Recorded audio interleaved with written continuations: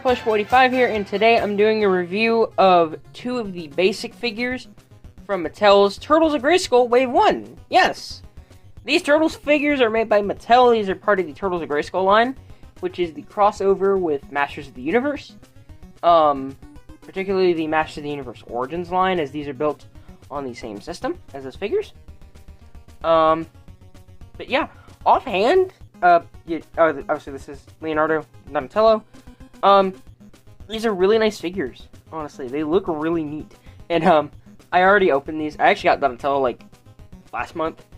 And I just got Leonardo, actually, today. I had to order them off of Amazon. Because, unfortunately, you can't really find them in stores. And regarding the series, I'm going to be just cherry-pick figures. I'm really only going after the Turtle figures. Not so much the Masters of the Universe characters, except, of course, when they have Build-A-Figure parts. But, yeah. These figures are really nice, so let's get... What I want to go over is that, with most Masters of the Universe figures, all of them come with a comic book. So all of the 4 figures in Wave 1 are going to come with this one, the Turtles of Grayskull by the Power of Pizza.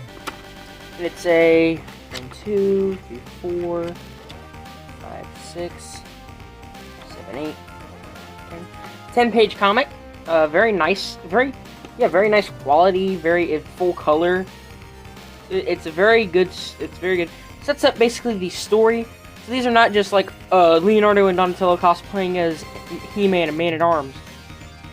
They actually give them, they actually give a reason as to why they come here, as to why the Turtles are in Eternia. Which is that Krang wanted to harness the power and the secrets of Castle Grayskull, and during trying to put themselves into that dimension, it blows up, and the Turtles and Krang and Shredder and other Ninja Turtle mutants go to Eternia. And they just meet with the He-Man crew. And bada bing, bada boom. There we go. But yeah, now that we've gone over the comic, let's go get into the figures.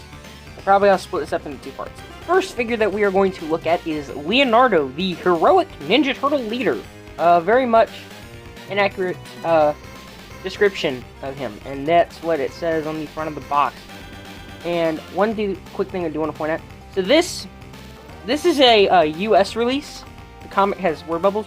My Donatello, however, is an international release, so it actually does not have any text in the comic, so it can be easily just distributed to multiple countries. But this is a US version, so good. I can finally read the comic. Excuse me. But yeah, very nice detail on Leonardo. This is very unique. That's what drew me to this line. Because it's Ninja Turtles crossover with He-Man. That's something I never would have expected. So, pretty much, yeah. I mean, it's Leonardo. He's, basically He-Man, the He-Man of this line, since the actual He-Man is now an evil mutant. But, yeah, very nice details. Love the head sculpt. The head sculpt is very much Leonardo on here. And, and one thing I do want to point out, all of this armor is removable. I just prefer to keep the armor on the character because I just think it just looks cool. It looks really cool. So regarding Leonardo, he is about 5.5 inches tall. So very much in scale with the original Masters of the Universe figures, and very much in scale with Yormo 2 Origins figures for those who collect that line. All I have is a He-Man and Skeletor from that line. The first versions and a Battle Cat, that's about it. But yeah. So articulation, he's got a ball joint at the head. Very cool. Swivel and hinge at the shoulders. Swivel and hinge at the elbow, and swivel and hinge at the wrist. Twisting waist. Ball jointed thighs, swivel and hinge at the knees. Swivel at the boot cut. And swivel, hinge, and a rock in the ankle. So the ankles can kind of rock a little bit to make him stand up better. Or for specific poses. So yeah, very much his armor is based on He-Man's armor.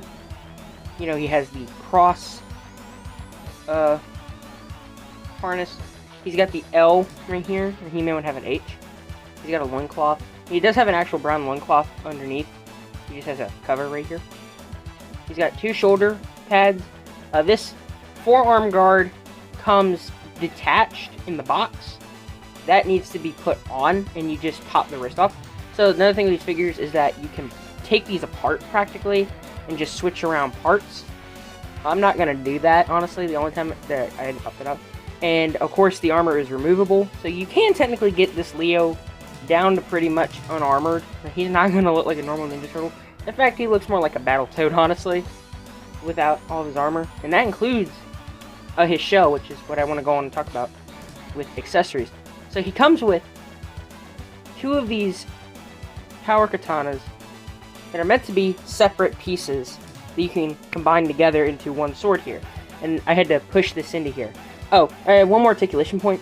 His bandana does turn, so if you want different poses, you can do that, but I'll just leave it right here. But yeah, he has that, and then he has this. This is bizarre. Let me cut so I can do it. Here he is with his turtle shell shield.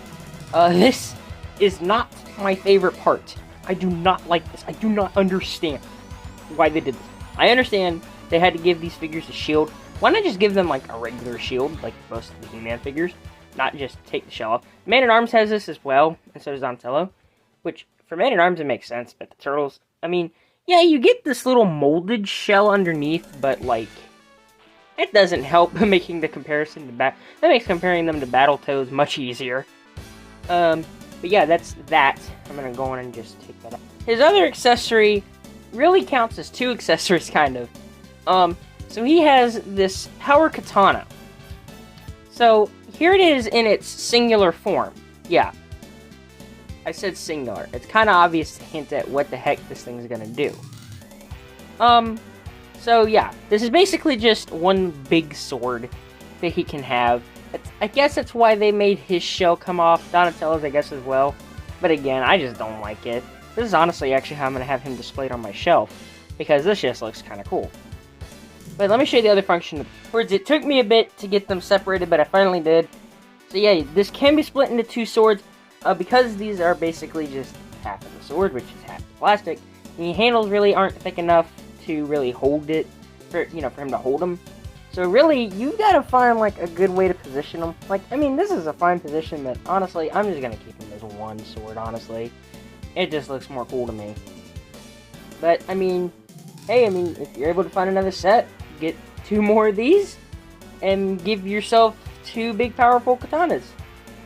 And also, the bigger sword is harder to store on the back of his shell, so yeah, it does have weapon storage, it has a loop. So, really, one of these is the easiest to go, but you can, if you force it in there, you can put this big one in here, but obviously, since he'll be holding it for the rest of eternity, he's just not gonna store it. But yeah. Yeah, very, very cool feature that it does that. Wrap up my review on Leo. Very solid figure. Very solid figure. A great figure in this collection. Very cool to see the, Ninja Turtles now in the Masters of the Universe origin style, built on the same buck. Buck is the term for the body system that Masters of the Universe origin figures are built on. Yeah, but still, yeah, very, very nice figure, very cool looking figure. Definitely a nice one to have. If you're looking for one of the figures, honestly, get Leo if you can, because he seems to be the one that sells the most. I think because he just looks the coolest, honestly. At least out of his first wave, he just looks the coolest. So yeah, that basically concludes the review. I'll be back for part 2 with Donatello as Man-at-Arms. See you next time.